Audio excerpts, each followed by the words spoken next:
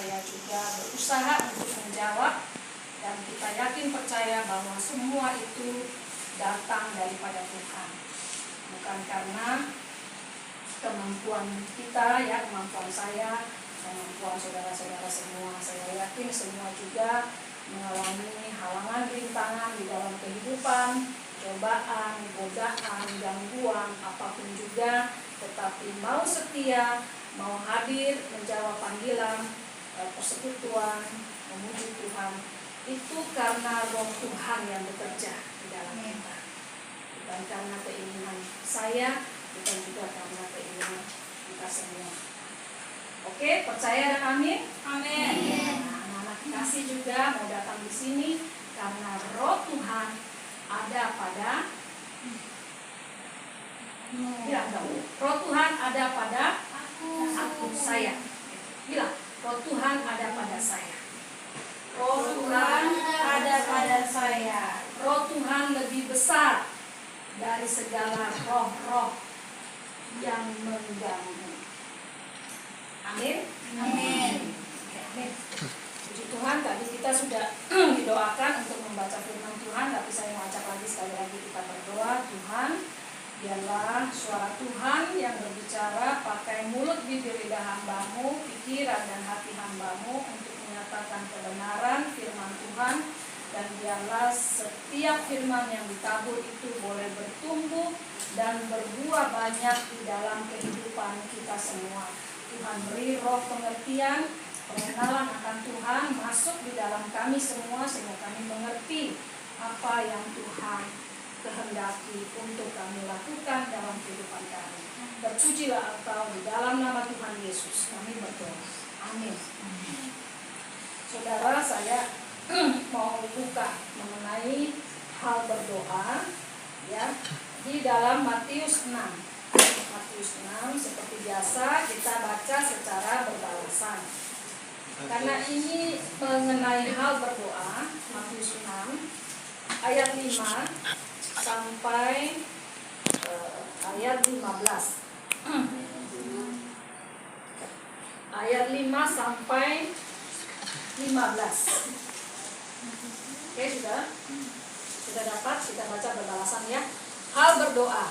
Dan apabila kamu berdoa, janganlah berdoa seperti orang munafik. Mereka suka mengucapkan doanya dengan berdiri dalam rumah-rumah ibadat dan pada tikungan-tikungan jalan raya, supaya mereka dilihat orang. Aku berkata kepadamu, sesungguhnya mereka sudah mendapat upahnya. Nah, saudara-saudara, tetapi jika engkau berdoa, masuklah ke dalam kamarmu, tutuplah pintu dan berdoa kepada Bapamu yang ada di tempat tersembunyi. Maka Bapamu yang melihat pekerjaan tersembunyi akan membalasnya kepadamu. Lagi pula dalam doamu itu, janganlah kamu bertele-tele seperti kebiasaan orang yang tidak mengenal Allah. Mereka menyangka bahwa karena banyaknya kata-kata doanya akan dikabulkan. Jadi janganlah kamu seperti mereka, karena Bapamu mengetahui apa yang kamu perlukan sebelum kamu minta kepadanya. Karena itu berdoalah demikian, Bapa kami yang di surga, dikuduskanlah namamu. Datanglah kerajaanmu, jadilah kehendak-Mu di bumi seperti di surga. Berikanlah kami pada hari ini makanan kami yang secukupnya. Dan ampunilah kami akan kesalahan kami, seperti kami juga mengampuni orang yang bersalah kepada kami. Dan janganlah membawa kami ke dalam pencobaan, tetapi lepaskanlah kami daripada yang jahat. Sama-sama. Karena Engkaulah yang mempunyai kerajaan dan kuasa dan kemuliaan sampai selama-lamanya. Amin. Karena jikalau kamu mengampuni kesalahan orang, Bapamu yang di sorga akan mengampuni kamu juga. Tetapi jikalau kamu tidak mengampuni orang, Bapamu juga tidak akan mengampuni kesalahan. Oke, sampai sedemikian jauh pembacaan firman Tuhan. Terpujilah Tuhan sekarang sampai selamanya. Haleluya. Hal berdoa ini seperti yang kita semua saudara-saudara ketahui, ini hal yang sudah diajarkan sejak kita masih sekolah minggu, ya kan? hal berdoa, apalagi itu yang dikenal dengan doa Bapa Kami. Sejak kecil kita semua sudah tahu apa itu doa Bapa Kami, doa yang diajarkan oleh Tuhan Yesus, kan begitu. Tetapi dalam hal kita membaca firman Tuhan, itu buku ini walaupun hanya satu, tetapi buku ini adalah pedoman hidup. Ya, di dalamnya ada firman Tuhan, sehingga seumur hidup kita harus ulang-ulang terus baca ini, kan begitu. Dan kenapa ya selalu diulang-ulang? Saya sudah tahu hal berdoa, kan begitu, kan ya. Karena masing-masing kita, yang masing-masing waktu, ya, itu selalu Tuhan berbicara. Ya, kalau kita berdoa, kita komunikasi dengan Tuhan. Apa itu doa? Doa itu kita komunikasi dengan Tuhan. Kita berbicara dengan Tuhan. Lalu Tuhan berbicara dengan kita enggak? Bisa juga. Karena Tuhan berkuasa, kan? Kebisaan Tuhan itu di atas kebisaan kita. Dia berkuasa. Pada waktu kita berdoa, kita berbicara kepada Tuhan, bisa nggak Tuhan jawab kita? Bisa. Tetapi banyak sekarang kita ini tidak pernah bisa mendengar suara Tuhan. Audible, secara audible, langsung kita bicara, Bapa Kami yang di surga. Tuhan menjawab, ya anakku. Pernah ada yang mengalami? Kalau bilang tidak mengalami, itu tidak mungkin. Bisa, karena apa? Karena Tuhan berkuasa. Tetapi satu di antara 1000 orang. Iya kan? Iya enggak? Ada orang yang bisa mendengar suara Tuhan enggak? Ada. Mau bilang enggak ada? Ada. Kita harus yakini ada. Karena apa? Karena Tuhan berkuasa. Betul enggak? Kita tidak bisa membatasi kuasa Tuhan. Oh, Tuhan nggak bisa bicara langsung kepada, tidak bisa, nggak bisa kita batasi. Tuhan bisa bicara langsung. Tetapi bagaimana caranya Tuhan berbicara langsung ke kita? Itu yang kita mau kejar. Itu yang kita mau dapatkan. Bagaimana caranya Tuhan bisa bicara dengan kita? Kalau zaman dulu nabi-nabi, Tuhan langsung bicara, jret, ada suara Tuhan, ya kan? Tapi zaman sekarang ini bicara melalui Alkitab. Nah, Tuhan bisa bicara audible, tetapi pada orang-orang tertentu yang hidupnya atau yang memang Tuhan berkenan mau bicara dengan dia. Kita nggak bisa bilang, oh nggak ada. Itu artinya kita batasi kuasa Tuhan. Tuhan berkuasa, dia bisa bicara. Lalu kenapa kebanyakan orang tidak bisa mendengar suara Tuhan? Ya, kita periksa. Kenapa kebanyakan kita tidak bisa mendengar suara Tuhan? Ya kan? Kembali lagi, kita berkenan nggak? Tuhan itu suci, kudus, mulia, sempurna. Kita ini apa? Nah, kita nggak bisa. Ya. Nah, jalan satu-satunya kita mendengar suara Tuhan adalah melalui Alkitab. Ketika kita membuka firman Tuhan, kita membacanya, itulah suara Tuhan untuk kita. Ya, undang Roh Kudus. Roh apa tadi? Roh Kudus itu ada 7 maknanya. Roh pengenalan, roh nasihat, roh pengertian, ya. Jadi makanya kita diajar kalau membaca firman Tuhan harus undang roh Tuhan. Roh Tuhan ada padaku, roh Tuhan lebih besar dari segala roh-roh yang tidak baik, roh jahat, roh bodoh, roh kemiskinan, roh semuanya. Roh sakit, roh apapun dia juga ya. Kita punya roh Tuhan yang bisa memberi kita pengertian, pengenalan akan Tuhan, maksud Tuhan. Itu kita undang itu sehingga kita bisa mendengar suara Tuhan. Ya. Kadang-kadang kita berdoa, kita bilang Tuhan kok nggak jawab doa kita, ya. Tuhan kok nggak jawab doa kita? Karena Tuhan bilang karena kamu salah berdoa di dalam Yakobus ya. Yakobus berapa tadi? Yakobus 4 atau Yakobus? Di dalam Yakobus itu jelas, aku tadi udah nyatet sih. Harus ada bukti. Karena Tuhan nggak bisa jawab karena belum waktunya untuk menjawab. Satu, Betul. karena ada dosa mungkin. Betul. Tuhan tidak tangan Tuhan kurang panjang. Ya, bukan Tuhan tidak kurang panjang atau Tangannya, tangan Tuhan tidak untuk kurang menolong. panjang ya, atau telinga Tuhan tidak kurang mendengar gitu kan. Tuhan Atau berdoanya salah-salah. ya, atau kita salah, atau Tuhan bilang apa? Atau kita ingin yang kita minta itu untuk memuaskan hawa nafsu kita. Hawa nafsu itu bukan cuma misalnya Tuhan saya minta 10 juta dong Tuhan, karena saya mau beli pakaian-pakaian bagus, karena saya mau beli makanan-makanan enak, karena saya mau pesiar. Nah, Tuhan tahu itu untuk memuaskan hawa nafsu. Atau Tuhan tolong saya karena saya mau hajar ini orang, itu juga Tuhan tahu. Doa kita salah, permohonan kita salah gitu. Atau Tuhan tolong dong, pokoknya Tuhan tahu kalau ada hal-hal misalnya ketidaksabaran, atau misalnya apalagi niat-niat jahat, niat-niat untuk memuaskan hawa nafsu, itu nggak dikasih. Kalau mau begitu, pakai cara yang jahat. Jangan undang Tuhan untuk melakukan itu. Itu. Kalau mau bisa terjadi, apa yang kita mau itu bisa. Misalnya saya mau 10 juta Tuhan untuk beli baju-baju bagus, untuk beli ini mau makan enak ya. Itu bisa. Pakai cara kamu sendiri.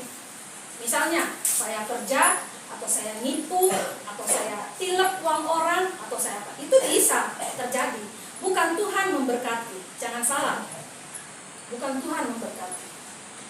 Ya, tetapi karena karena kita menggunakan kekuatan kita sendiri. Tuhan izinkan terjadi. Tapi ingat itu dicatat. Begitu. Jadi doa yang bagaimana yang Tuhan kabulkan? Doa yang benar. Doa orang benar besar kuasanya. Amin. Doa orang benar besar kuasanya. Kadang-kadang kita bertanya, Tuhan, kenapa Tuhan tidak menjawab doa saya? Nah, mari kita periksa. Lalu baca ini firman Tuhan sebagai jawaban doa kita.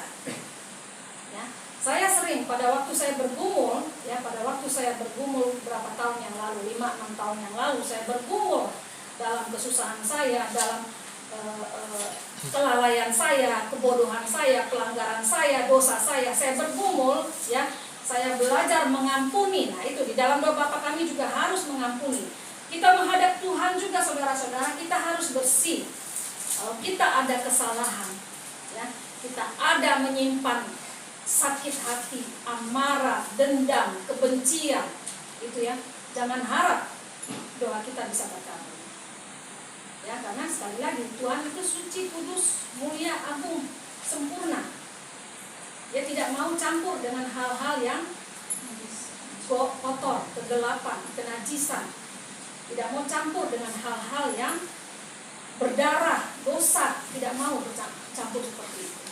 Jangan harap kita undang Tuhan untuk melakukan itu. Nah, saudara-saudara seperti itu ya. Jadi ini suka alatan ya. Oh Tuhan tolong. Kalau tadi dalam bacaan, kembali kita ke bacaan ya, Matius 6 ya. Tuh kan suka lupa kacamata di sini, tapi seneng begini-begini. Mantul dong itu. Ya. Nah, kita bahas ya di ayat 5 itu Tuhan berkata apa? Apabila kamu berdoa, janganlah berdoa seperti orang munafik. Tuh, orang munafik itu artinya apa? Orang yang suka berpura-pura. Itu kemunafikan. Iya, munafik itu pura-pura ya. Dia pura-pura baik padahal jahat gitu kan. Atau pura-pura, pokoknya hal yang pura-pura lah. Kan kita bisa membedakan ya mana orang munafik ya. Ini orang pura-pura baik padahal dia ngomongin kita di belakang gitu. Ya, jangan main-main sama dia lo, dia gini-gini. Nah, itu pura-pura. Enggak boleh. Kalau tidak senang, bilang tidak senang. Kalau bilang kalau baik, jadilah baik. Itu namanya purba. Pura-pura Ya. baik. Itu namanya berkepribadian ganda. Bisa berkepribadian seperti bunglon, berpura-pura. Ya, itu orang munafik. Lalu mereka suka mengucapkan doanya dengan berdiri dalam rumah-rumah ibadat. Ini Tuhan berbicara soal orang-orang Farisi ya, yang berdiri di rumah ibadat. Itu ada tiang-tiang, mereka berdiri di tiang terus mereka berdoa. Nanti mereka berdiri ini kayak saya nih berdiri depan pintu biar dilihat orang gitu. Tuhan tolong, ampunilah. Saya kalau bisa berdiri di sini, oh ya bisa berdiri di sini jadi orang nggak bisa lihat. Bercanda. Ini Maaf kayaknya ya. nih, kayak yang katanya berdiri terus supaya dilihat orang gitu ya. Ya. Ini mama apa aja nih, kayak ini penulisan saya nih. Aduh, sorry. Tetangga kita kayak seperti itu. Siapa?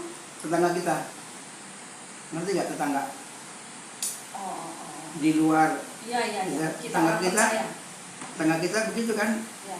di pinggir jalan apa gitu. Oh. Tahu kan? Jadi kita jangan sebut agamanya tetangga kita gitu aja. Ya, kita pokoknya tidak boleh tunjuk-tunjuk lah ya. Kalau kita mau berdoa kan bilang apa? Sebenarnya mereka jadi di jalan raya supaya mereka dilihat Ya, orang itu. ya. Tuhan bilang apa? Sesungguhnya mereka sudah mendapat upahnya. Upahnya apa? Pujian. Dipuji orang gitu. Kalau bisa kita jangan gitu ya. Ya saya begini karena saya memang tapi saya semoga Tuhan tolong saya tidak pamer-pamer ya, nggak perlu kita pamer-pamer lah sebenarnya. Hal berdoa itu nggak perlu. Karena apa? Karena kita berdoa, kita ingin doa kita dijawab kan. Nah kalau kita ingin doa kita dijawab, kita berdoa tuh kepada Tuhan yang tidak kelihatan, Bapa di sorga yang tidak kelihatan. Kita bicara empat mata menghadap dengan Tuhan, kan begitu. Kalau kita berkumpul begini, kita ada satu wadah perkumpulan, persekutuan, kita berdoa bersama-sama. Tapi kalau kita ada ingin sesuatu, ya, atau bergumul sesuatu, ya kita masuk dalam kamar secara tersembunyi, bicara empat mata dengan Bapa di surga dari hati ke hati kita, yang menangis hancur, ya, bertanya dengan Tuhan, ya, meminta kepada Tuhan. Ya, lalu itu lagi pula dalam doa, janganlah kamu bertele-tele, jangan panjang-panjang gitu ya. Kalau sudah minta misalnya apa ya, sampaikan itu. Tetapi di dalam doa Bapa kami, kalau kita lihat ya, ada terstruktur, ya, tersusun. Ya, pertama kita menghadap Tuhan, jadi berdoa kepada Tuhan itu ada prolog atau pendahuluannya. Nggak langsung Bapak. Seperti anak saya pernah bersaksi, dia berhubungan dengan Bapa di surga itu seperti bapaknya sendiri. Jadi langsung bilang, ayah atau dad atau papi atau ayah gitu, ayah ya, aku mau dong uang 2.000 misalnya kayak gitu. Itu mungkin kita di jalan atau kita di ini. Tapi kalau kita berbicara secara kusuk, secara serius di dalam kamar atau seperti begini, berdoa bersama di ibadah bersama gitu ya, kita bicara menghadap Tuhan dengan rasa hormat. Rasa hormat itu bagaimana? Ada prolog, ada pendahuluan. Nggak langsung masuk tabrak rumah gitu loh. Langsung ketemu majikan gitu, tuan rumah, enggak. Tapi kita ketok pintu dulu. Kasih suara. Ya, shalom, selamat pagi, selamat siang gitu kan. Nah, lalu kita bertanya apa ini benar.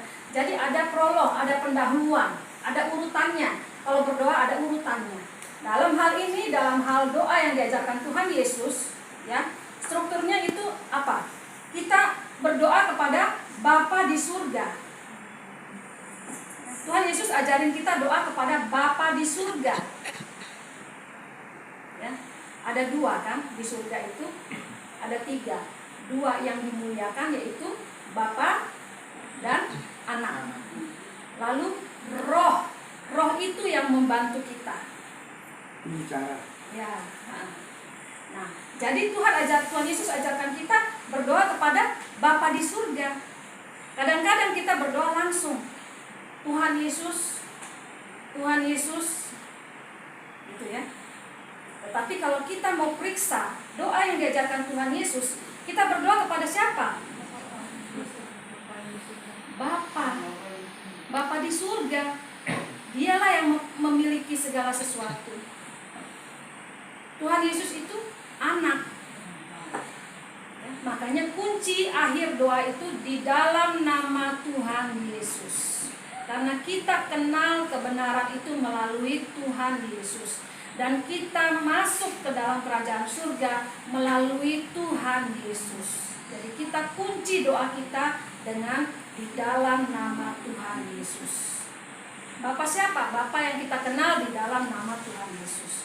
Ya, kita berdoa kepada Bapa di surga. Ya, itu satu.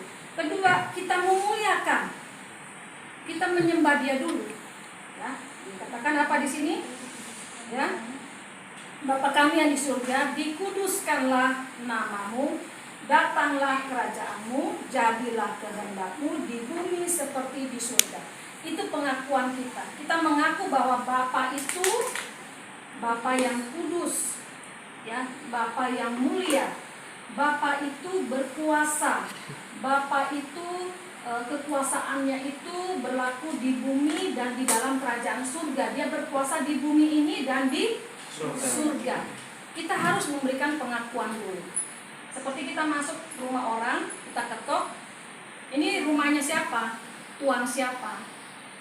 Ya, Tuan yang bagaimana? Harus kita kenal. Jadi kita harus kenal doa kita kirim itu kepada siapa. Nah itu, satu penghormatan.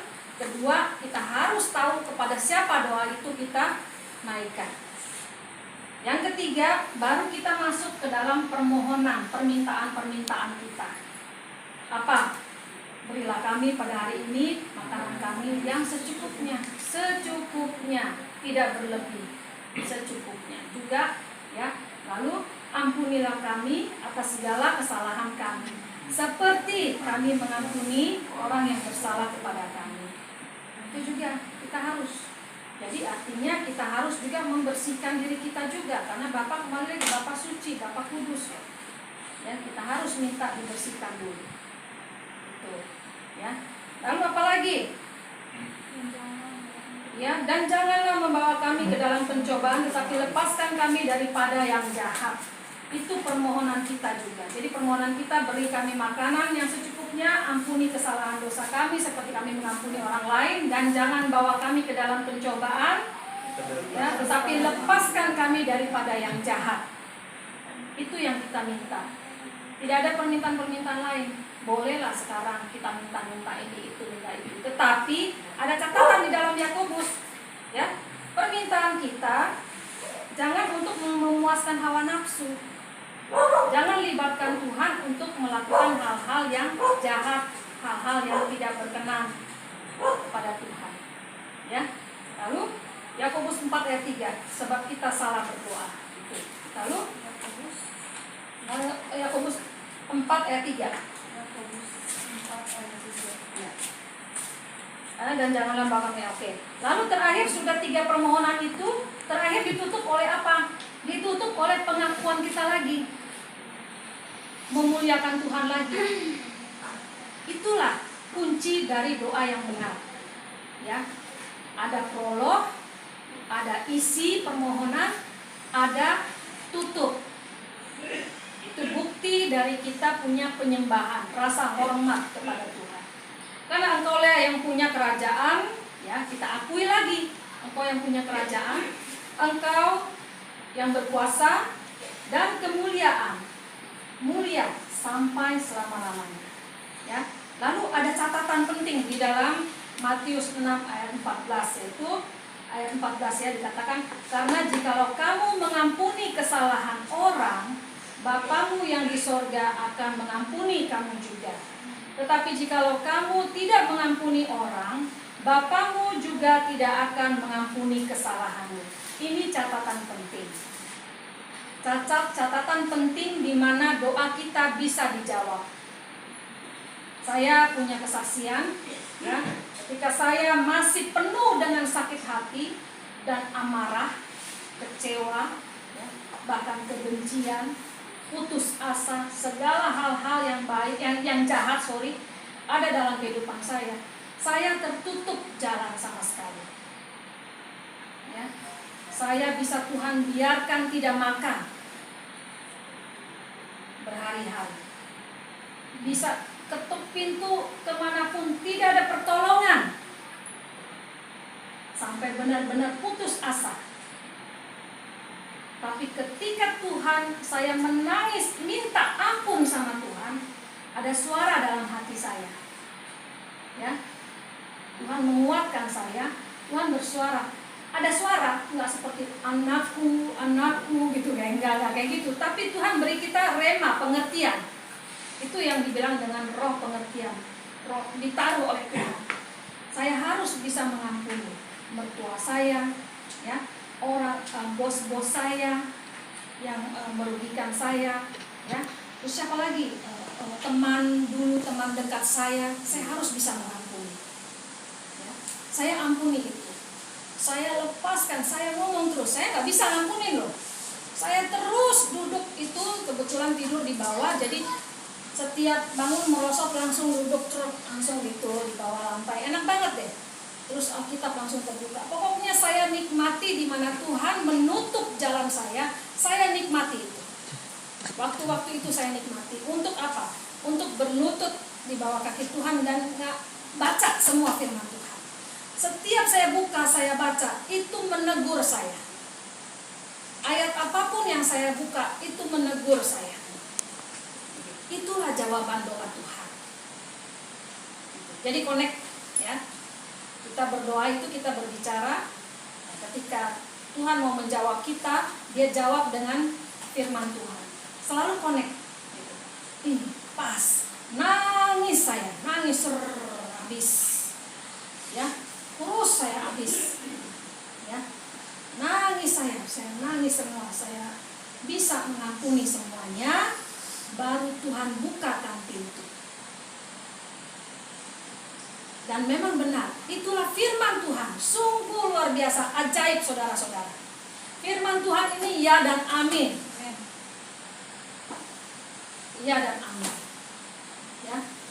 Kunci kita berhasil dijawab doa kita ketika kita bisa mengampuni orang lain, melepaskan pengampunan, memerdekakan diri kita dari perasaan sakit hati, dari perasaan benci, dari perasaan amarah, dari perasaan kecewa, dari perasaan putus asa, dari semua akar-akar yang pahit itu. Oke, sampai saya kira kita pahami bersama ya firman Tuhan ya, bagaimana supaya kita bisa berpuasa di dalam doa dan doa kita dijawab. Tuhan memberkati kita semua. Saya ya Yakobus itu tadi sudah, nanti tinggal dibaca aja mengenai hal salah di dalam berdoa karena kita ingin memuaskan hawa nafsu, gitu ya, kita salah berdoa ya. Gitu. Baik, terima kasih kiranya Tuhan bekerja di dalam kita semua dan kita mau melatih diri kita bagaimana cara doa yang baik. Pertama harus mengampuni kalau ada salah ya, ada orang lainnya, Tuhan berkenan. Itu kata kuncinya. Ya, lalu dengan hormat baru naikkan permohonan, tutup lagi dengan hormat. Ya, di dalam nama Tuhan Yesus. Itu doa yang benar, doa yang baik, doa yang berkenan. Lalu hidup kita juga berusaha untuk berkenan kepada Tuhan. Karena Dia suci, Dia kudus, Dia tidak bisa diundang untuk bersekongkol dalam perkara-perkara yang jahat, ya, untuk perbuatan-perbuatan yang tidak baik. Tuhan tidak bisa. Oke, itu. Baik, terima kasih. Tuhan memberkati kita semua. Mari kita berdoa. Izinkan saya mau berdoa untuk satu persatu, boleh ya? Ya, kita berdoa. Tuhan